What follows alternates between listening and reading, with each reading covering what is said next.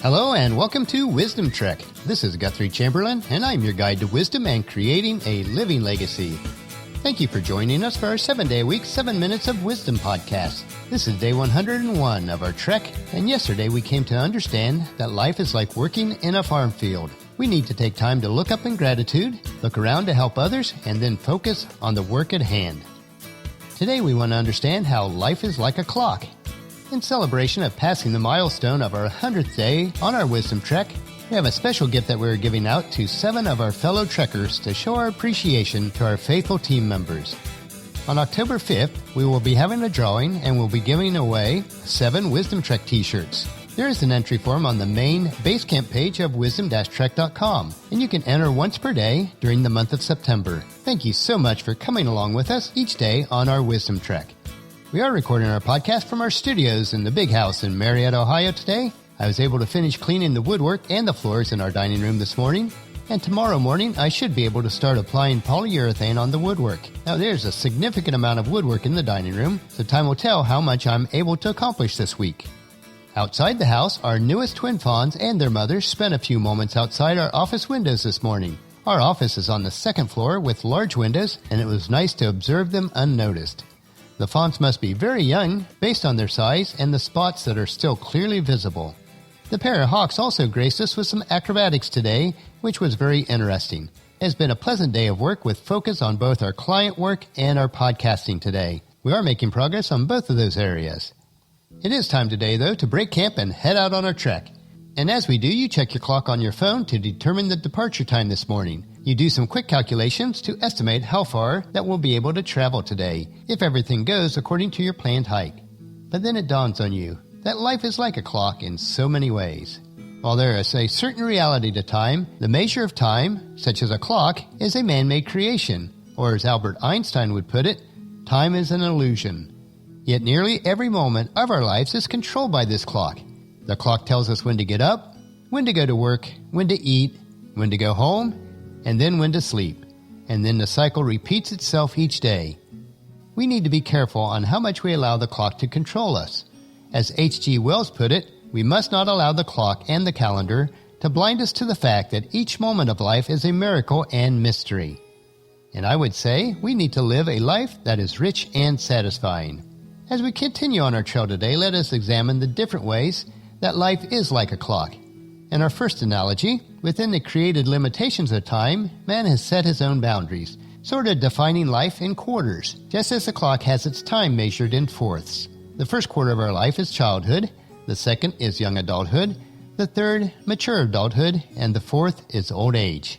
Paula and I wonder where have the years gone? We still feel like we're in the second quarter of life, but realizing that we are firmly entrenched in the third quarter of our normal lifespan, even if God grants us the opportunity to live to 100 years old or longer. Life, like time, does not stop for anyone. For this reason, each hour of your life is valuable. Other than to learn from it, you must not live in your past. You cannot change yesterday. You can only make the most of today and look with hope toward tomorrow. So live fully and enjoy each day, for you will never have another opportunity to live this day again. Take time to be kind both to yourself and others. You need to make sure that you utilize your time to make the greatest impact. The Apostle Paul put it this way in his letter to the church at Ephesus, chapter 5, verses 15 through 17. So be careful how you live. Don't live like fools, but like those who are wise. Make the most of every opportunity in these evil days. Don't act thoughtlessly, but understand what the Lord wants you to do. Next, let's look at a second analogy of how life is like a clock. The measurement of time is broken down into seconds, minutes, and hours. As God's most precious of all creations, we are made in His image, and we are made up of mind, body, and spirit. The mind is like the seconds, moving at the fastest rate. We are constantly thinking and planning. The body is like the minutes, controlled by our minds to take action based on the decisions of our minds. And our spirit is the reflection of the accumulation of our thoughts and actions. What is your spirit reflecting today? There is really no separation of the three. All are intertwined to make us who we really are. We scheme and plan in our minds, we take action with our body, and in our spirit we feel like we are in control of our destiny. Our lives, to a certain extent, is the sum of our choices, but it is God who is the final timekeeper. As Jesus' half-brother James wrote in his letter to the dispersed Hebrew nation In James chapter 4, verses 13 through 17, he said, "Look here, you who say, 'Today and tomorrow we are going into a certain town, and we will stay there a year. We will do business there and make a profit.' How do you know what your life will be like tomorrow? Your life is like a morning fog. It is here for a little while, then it's gone. What you ought to say is, 'If the Lord wants us to, we will live and do this and that.' Otherwise you are boasting about your own pretentious plans, and all such boasting is evil. Remember, it is sin to know what you ought to do and then not do it." As we round out today, I'd like to read a poem by Robert H. Smith. "The clock of life is wound but once, and no man has the power to tell just when the hands will stop, at late or early hour. To lose one's wealth is sad indeed. To lose one's health is more. To lose one's soul is such a loss that no man can restore.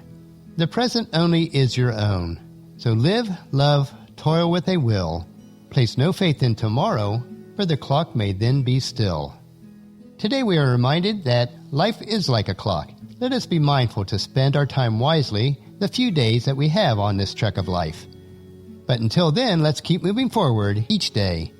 So join us tomorrow for another day of Wisdom Trek, creating a legacy. And tomorrow we will learn why our life is like a river. Well, that'll finish our podcast for today. If you've missed any of the previous podcasts, please check out Wisdom Trek on iTunes, Stitcher, SoundCloud, Spreaker, YouTube, or at wisdom-trek.com. If you enjoy our daily doses of wisdom, these little nuggets we consume each day, I encourage you to take the time to invest in yourself in these 3 ways. Invest with your time in improving Wisdom Trek by leaving your name, email address, and a comment on our website so that we can provide you with the wisdom and insights that best fit your needs. Number 2, invest in yourself by listening to your 7 minutes of wisdom through the Wisdom Trek podcast each day. And the best way to do this is to subscribe at iTunes or Stitcher and have it downloaded to you automatically. And third, invest in the lives of others by sharing with your family and friends, in person or online, to journey with us on our Wisdom Trek. And if you haven't done so already, please leave us a rating at iTunes or Stitcher so that we'll gain more exposure for others to join us on our Wisdom Trek. The journal for this podcast can be found at wisdom-trek.com, where we also have pictures, tweetable quotes, wisdom nuggets, and free resources. Thank you for allowing me to be your guide, mentor, but most importantly, your friend, as I serve you through the Wisdom Trek podcast and journal each day. As we take this trek together, let us always live abundantly or fully, love unconditionally, listen intentionally, learn continuously, lend to others generously, lead with integrity, and leave a living legacy each day. This is Guthrie Chamberlain reminding you to keep moving forward, enjoy your journey, and create a great day every day. See you tomorrow.